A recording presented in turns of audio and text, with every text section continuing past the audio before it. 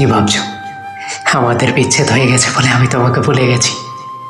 না, আজও সকাল থেকে রাতে ঘুমিয়ে যাওয়ার আগে পর্যন্ত আমার প্রথম আর শেষ ভাবনা তুমি।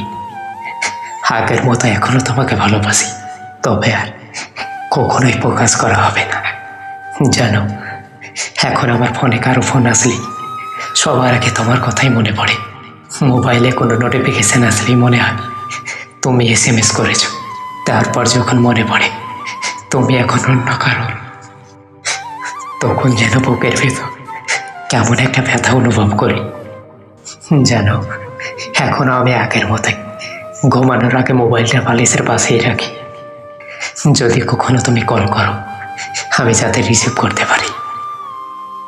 জানি কখনো হয়তো তুমি আমার খোঁজ নেবে না, তবু আজও তোমার কথা ভাবলে আমার মনের ভেতর একটা শান্তি লাগে। ভালোবাসা শব্দটা শুনলে আমার আজও তোমার কথাই মনে পড়ে। এই যে এইভাবে তোমাকে কল্পনায় আঁকড়ে ধরে আমার বাঁচতে অনেক ভালো লাগে।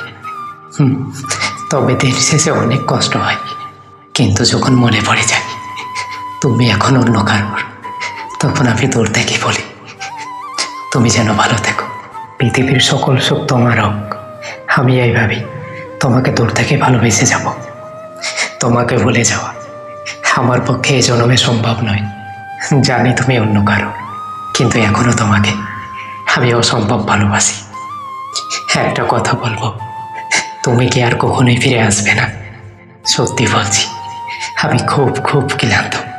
আমি আর পারছি না, এই দূরত্বটা আমি মেনে নিতে পারছি না। আমি মানতে পারছি না তুমি আর আমার সাথে নেই।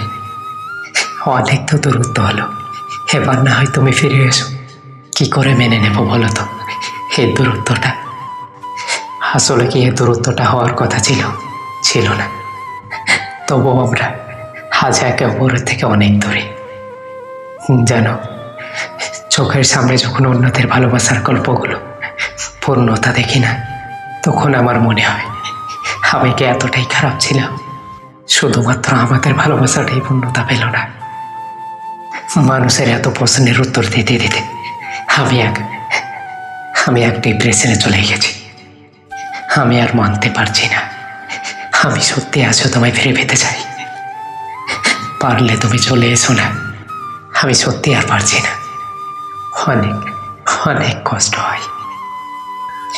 আমি অপেক্ষায় রইলাম তোমার ফিরে আসা। তুমি পারলে চলে এসো না।